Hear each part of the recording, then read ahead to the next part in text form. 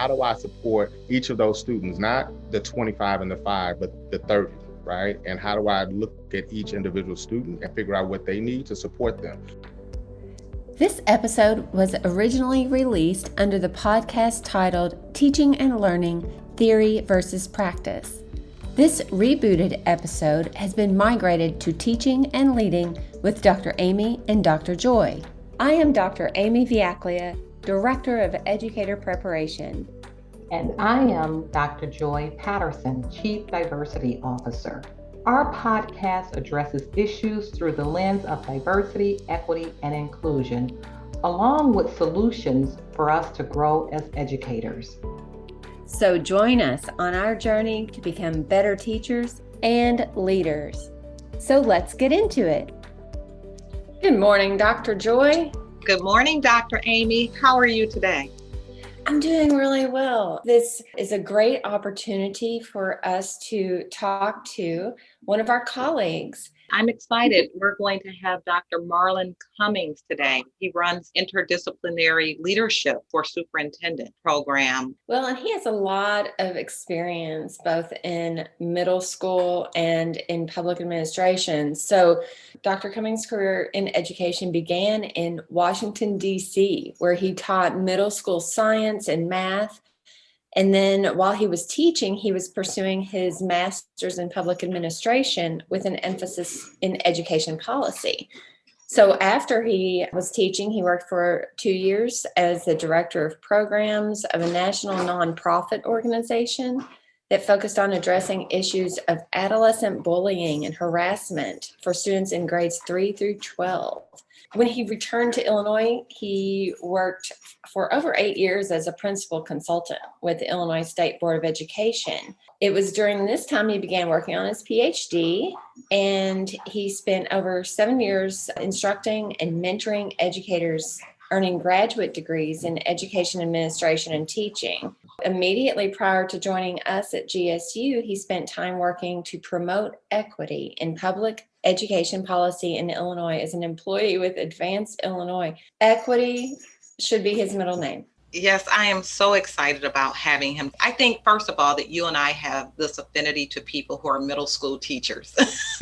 I think that makes us all special. So it's great that he has that background in the schools, but he also has the strong advocacy background that makes him so unique and great at what he does. And then, of course, there's this natural way that he has of this just organic way of mentoring the men around him. So I'm excited about talking to Dr. Marlon Cummings this morning. Yes, welcome. Good morning. Good morning, Dr. Cummings. How are you? I'm doing very well. You know, we wanted to talk to you about your passions. I know that you and I have worked together presenting at conferences, culturally responsive pedagogy and what that looks like and the practical applications. So tell us more about your passions now. What are you researching and writing?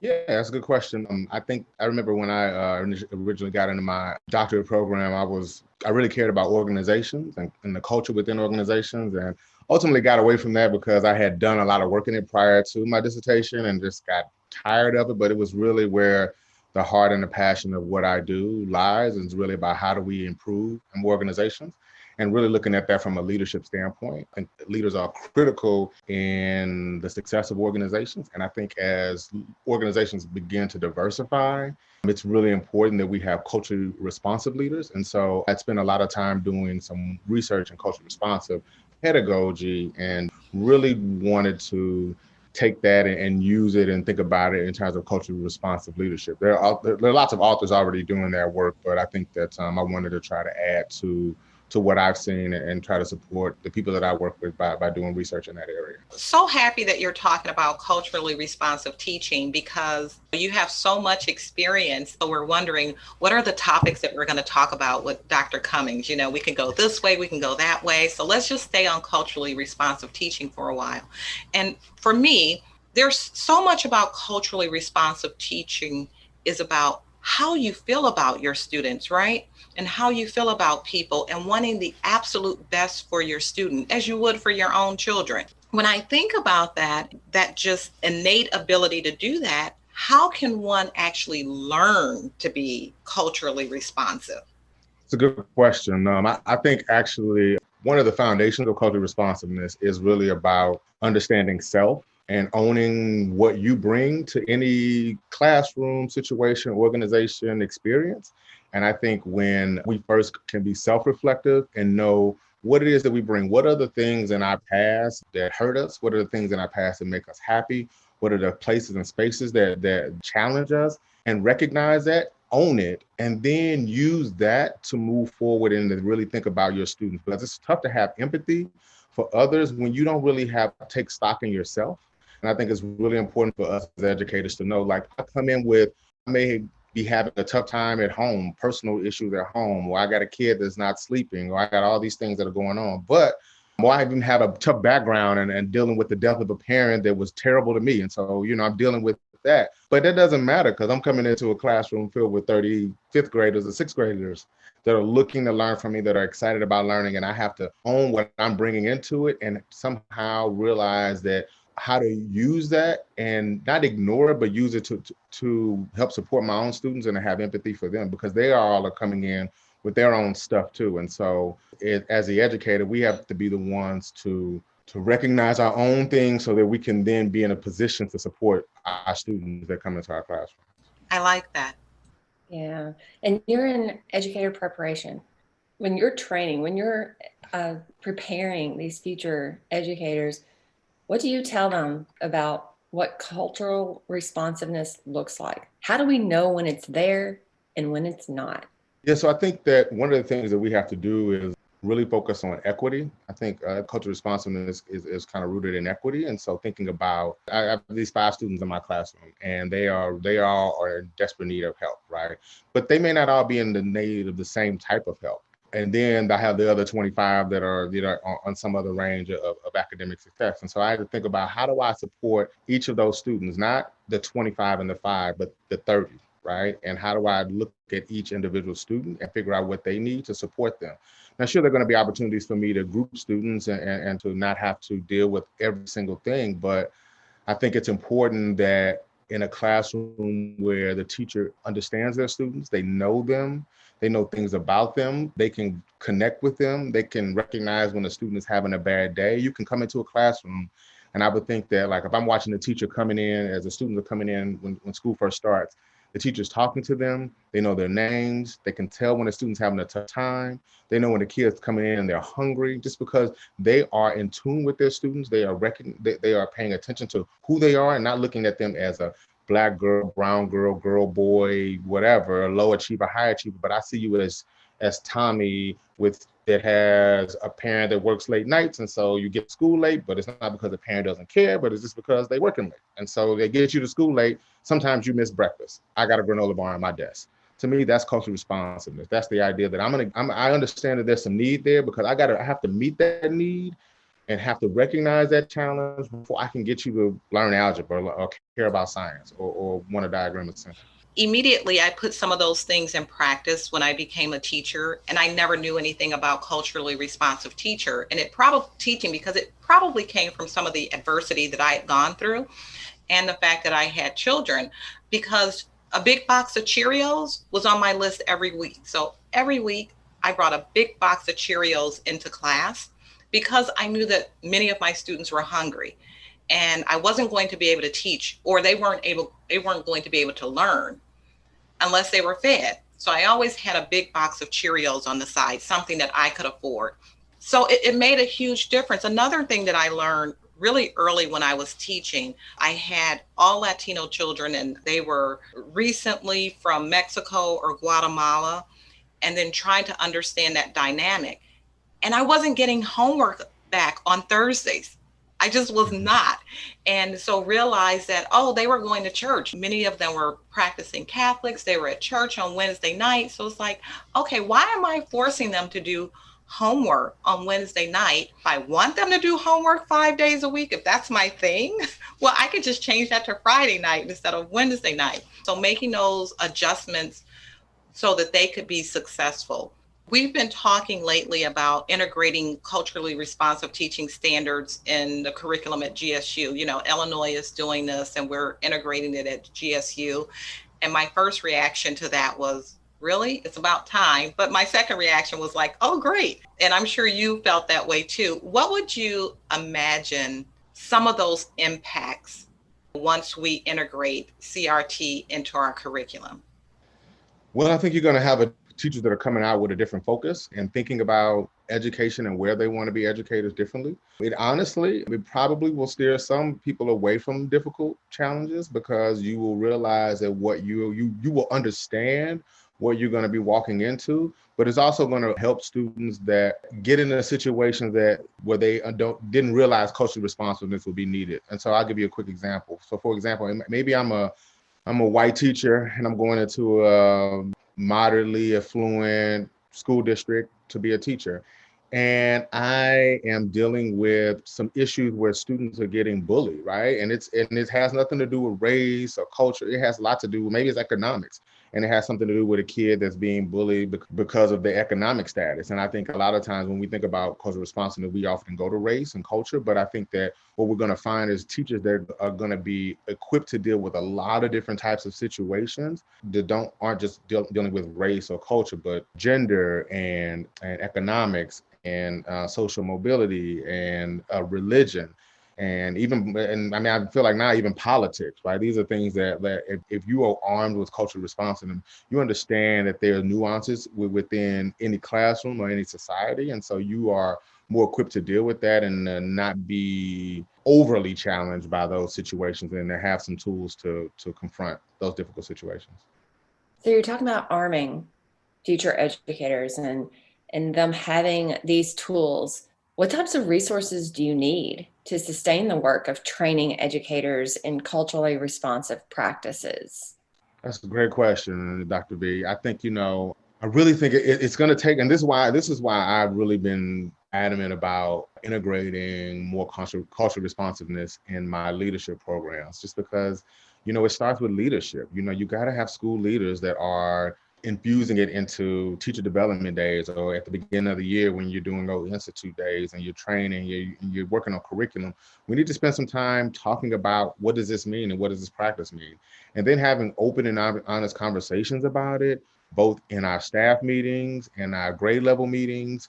And it shouldn't be something that we do at the beginning of the year and then go and do it, and then we do it again at the beginning of every year and we don't really talk about it. We need to have conversations about it. And again, that has to start from the top. So I think providing teachers with professional development ongoing, like at the beginning of the year, at checkpoints, maybe after each quarter or at the semester break, checking in about the challenges that they're facing and having opportunity and space to talk about it. And I think some of it is just that, right? There's this issue that I've been reading a lot about around secondary trauma for educators. So it's this idea that I am pouring into my students, and I want my students to succeed, and I'm taking in all of their stuff because I want to help them. But the fact is, I can't help all of them. I can maybe help 20, 30, 40, 50, 70% of them, but I can't get to 100%.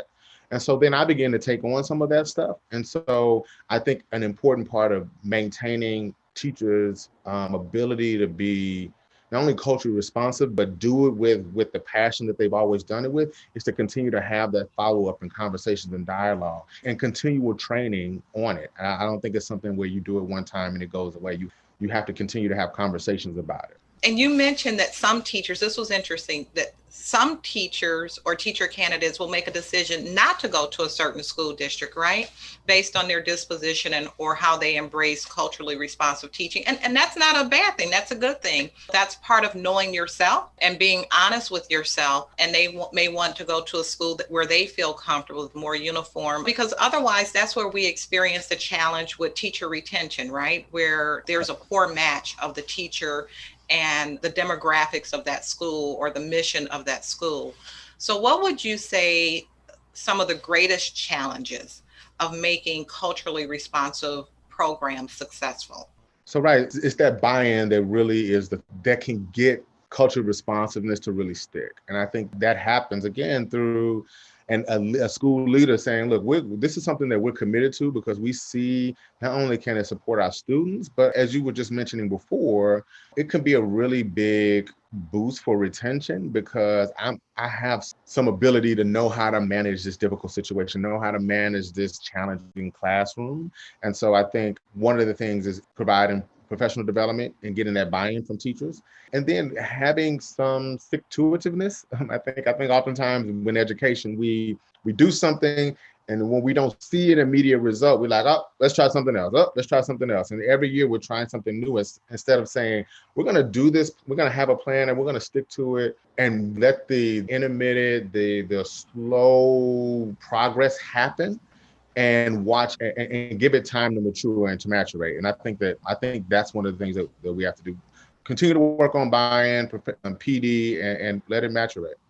Okay, so sticking with leadership for just a moment, we know that there's a huge disparity with minorities and boys being suspended and placed in special education. I mean, there's a huge disparity. And we know that change starts at the top. So what do leaders need to do to make this change? The way I kind of think about this process for leaders is one, it's they have to first be introduced to this idea of cultural responsiveness. And then they need to deal with their own. Again, I think it always begins with us as an educator, like dealing with what we bring to a situation, our background, our past, all of the cultures that we bring into a space, and recognizing that and being confident and just owning who you are. From there, I think it's about then building it into your school culture, right? And I think that is something, and it has to be purposeful. It can't be something that's on the side, right? I'm going to do professional development. We're going to talk about it in class. We're going to talk about it in our all staff meetings. I'm going to have you infuse it into social studies, or we're going to have a period where it's just like homeroom, right? I'm going to have homeroom, and we're going to talk about these things every day in homeroom, maybe 10 minutes or so. We're going to talk about some challenges and have it be something where it's within the school. That also means that I need my security guard to be trained. I need my cafeteria workers. I need my custodians, right? Because I want that cafeteria worker that when that kid comes in 20 minutes late, 10 minutes past the bell, and they're hungry, I know that the cafeteria is closed, but you give them a granola bar and you send them to class because you know that they're hungry. Because what will happen is, and I've seen it happen, that kid doesn't get fed, then they come in the classroom and then they wreck shop. They just tear it up not because they're having a bad day, because they're just hungry, right? And so thinking about and making sure that not just my teachers, not just myself, but my staff, all of the students, not just the students that are challenged in school, but even the students that are my high flyers, I want them to be thoughtful and being culturally responsive, right? And I want everybody to buy into this idea of how we can work together and live in the space and be thoughtful and empathetic towards one another. Buy-in is so important whenever you're talking about staff and faculty and the teachers. Describe the need for leaders, particularly leaders who are culturally responsive or use culturally responsive pedagogy in their practices. So many initiatives start from the top. What about the need for leaders? Yeah, I mean, again, I think that just as we are trying to do it in our teacher prep programs, we need to do it in our principal prep and our superintendent prep. We need to help them to understand that this is an important part of what you're jumping into, particularly in Illinois, right? When you look at Chicago and the collar counties, I mean, the demographic shifts are there. I have many students that do their research on this challenge that teachers are facing in doing this demographic and looking at this demographic shift and trying to figure out how to deal with it. So I think that as a leader, I need to understand that these are the school districts that I'm walking into. I'm not walking into a space where it's, mostly one race and then just a little bit of another, or mostly one language and a little bit of another. I may be walking into a district that was traditionally all white or traditionally all Black and now has Arab students or has Asian students, and they are speaking those languages. And then those students and their parents have a particular culture, and how do those parents and cultures engage educational spaces? And I have to be thoughtful and aware of that. So I think it's critical for leaders to do it, because I mean, even if I as a teacher am putting that in my school and I'm putting that in my classroom and all of the school and the students that I work with, if my neighbors on my right and my left aren't doing it, and I'm in a middle school, when they're jumping from class to class, it's like they're walking into different environments. So they're getting a little bit of it, they're getting a taste of it, but they're not in that environment. And the only way they can do that is by the school leader making it something that they make it a part of their vision for the school. And the thing is, and the one thing I talk to my leaders about is when I say buy-in, I don't mean 100%, right? Because you're just not going to get 100%. What I need is a critical mass. I need that tidal wave of teachers say, hey, look, this is what we're doing. And either you're going to go along, you're going to get swept up in the tidal wave, or maybe good luck to you in your next role, right? And I talk to my administrators about this, building a team that will buy into your vision for your school, and your vision for your school, whatever it may be, has to have some element of cultural responsiveness to it. I love it. R. Cooper, I don't know if you know R. Cooper, but he grew up on the West Side, and he the author of A Most Beautiful Thing. This book is about the first Black rowing team. Mm-hmm. And if you can imagine that taking place on the west side of Chicago. And he talks about how instrumental his principal was in making sure their team was successful, because they had to stay at school late or they had to go to school early. And in their neighborhood, there was no safe passage. I mean, if you weren't walking with other students, you were you were dead meat. And so her having that wherewithal to say, okay, I need a special bus to go pick them up, or I need to create a situation by which they can get to school safely so they could be successful in their sport. Just having that wherewithal of what that particular student needs in order to be successful. And like you said, those needs are different for every student in your classroom. I was wondering if you had any success stories that you could share with us, because I like his story. So I wanted to hear personally from you if you had any success stories that you could share with us. That's a good question. So I think I've had some at different stages.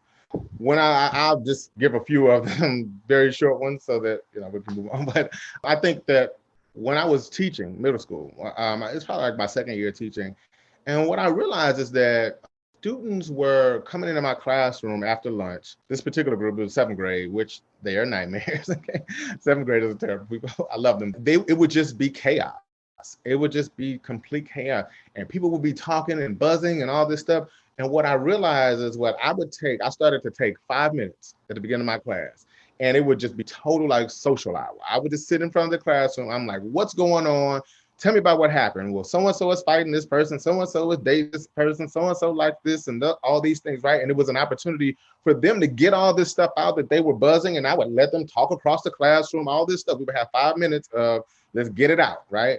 And then we could get back to the classroom. And so for me, that was one thing that I feel like I was like very thoughtful in terms of like, you know what, I'm not going to be able to get to what I want to get to until they get to what they want to get to. So it's that kind of recognizing what my students needed in that moment. And we would do it every day. And some days they didn't even really need it. They just wanted to get to work, right? But there were those days when it was buzzing and I left space for that. And so it's just that idea that while education is important, they're not going to be thinking about that until they can talk about this other stuff, right?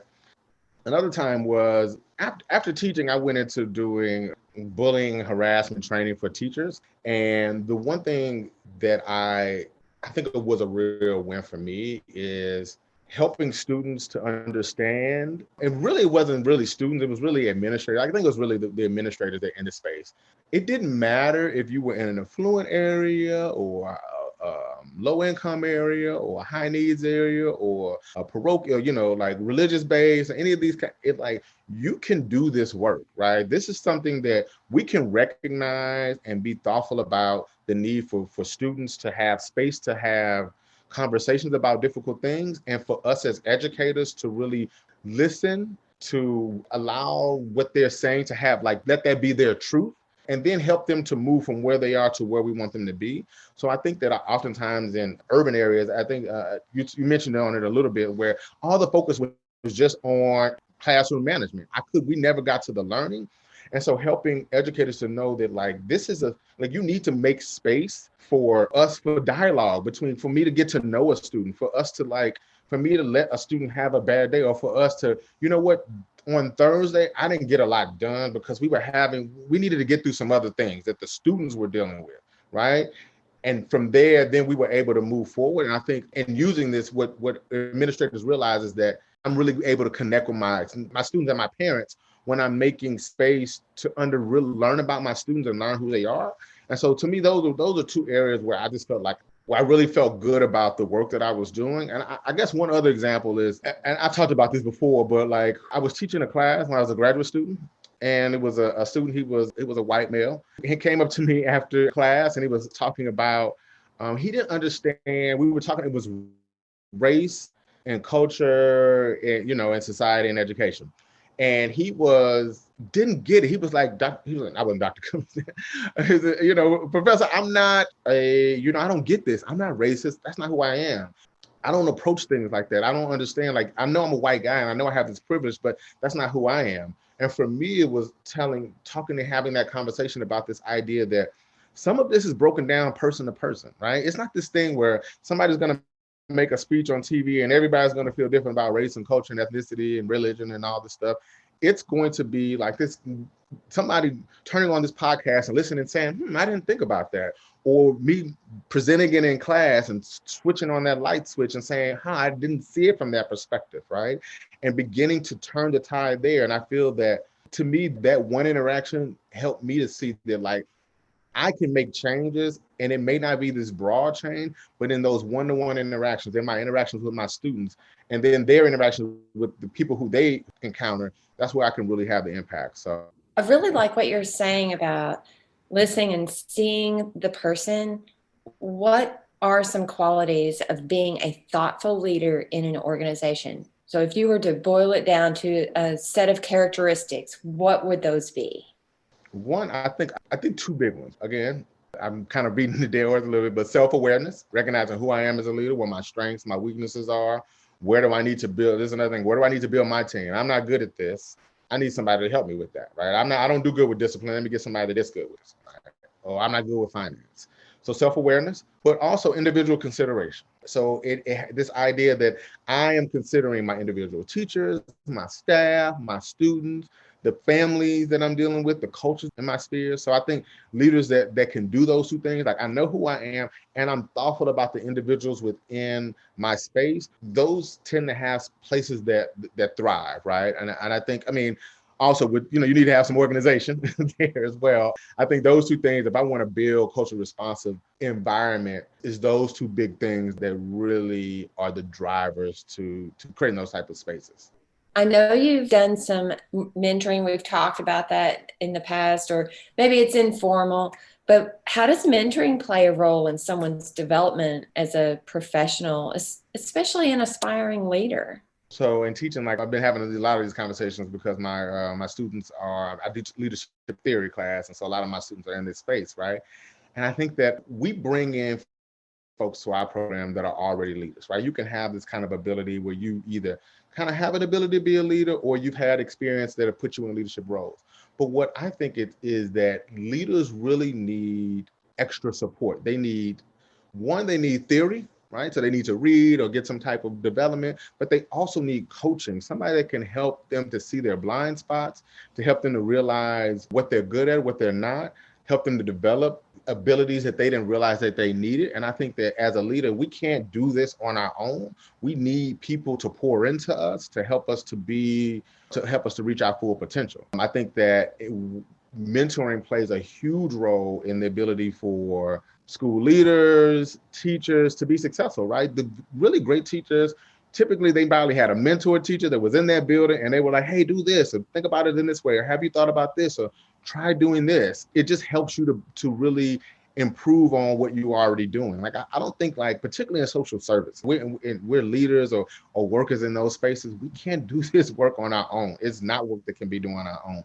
It is by design to be done collaboratively. If you find yourself in a space where you're the leader of an organization, go out and find other people who you can collaborate with and who you can talk with and who can help you to be a better you. And I think that mentoring plays a huge role, is key to that. And that's why I take on those mentor roles. I think they're better when they happen naturally. They don't have to be natural. I think you can seek out mentorship. You should. But usually, if you're an aspiring leader and and you're moving forward and you're trying to have some trajectory to your career, you likely have somebody in your sphere that can be your mentor. It's just about reaching out and asking them, or just harassing them and meeting with them all the time, or Absolutely. like Patterson does to Absolutely. me. She just bosses me around and tells me what to do. It's always Do best this, when it's right? organic, but you can create it, but it is always Right. best. And that's a whole nother topic for us. And that's going to be our next conversation with you about mentoring, because mentoring, I mean, that's a big investment. It's an investment in human resource, sometimes in financial resources, but there's a bigger return for that investment. Definitely next time we're going to talk about mentoring. I think now Dr. Amy wants to know, what do you have on your bedside? What are you reading? But I'm reading Focus by Mike Schmoker. I can bring him up. So Okay. Focus is really about improving student learning and how do we work on that. And in working with student leaders, I want to think about, how do I develop them? Another book that I'm rereading is called The White Architects of Black America. It's by William Watkins. It's really just looking at this issues of culture, race in our society. And then this gives you a really good perspective on some of the challenges that we're seeing in culture, race, and politics now. I mean, they just keep coming up, right? They just keep coming up. And he talks a lot about that and how the dominant culture has really had an impact on Black education. And then I'm also reading, because it was given to me and I'm just kind of thumbing through it, The Fall of Faculty, which is a GSU book that we're reading and really looking at this idea of an administrative takeover of higher education. And it's a pretty interesting read. Another book that I think is really important, I want to throw out there that I think it's great, and I've been talking to my students about it, is StrengthsFinder. I think it's a really good book to think about in terms of when we think about developing leaders, like thinking about where StrengthsFinder looks at what are my strengths, and as opposed to focusing on the things that I'm not good at, what are the things that I'm good at, and how do I find places and spaces where I can utilize those strengths for my own success? That's what I'm reading. Excellent. It's been great talking to you today. I'm fascinated with your work, and I'm hoping that one day in the future we can present live together. Been able to in the past. The closers, it's kind of hard to do any traveling. So that'll be fun.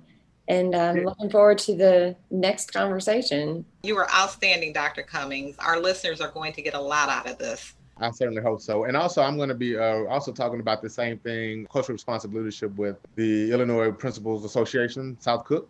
So I'm doing some professional development for them on this topic as well. And that stemmed from a recent publication that I had on making a case for culturally humble leadership practices through a culturally responsive leadership framework. And so if you're looking for that, that's in Human Service Organizations, Management, Leadership, and Governance, that journal that was recently published. So just excited about this work, excited to be on here, honored to be an interviewee here.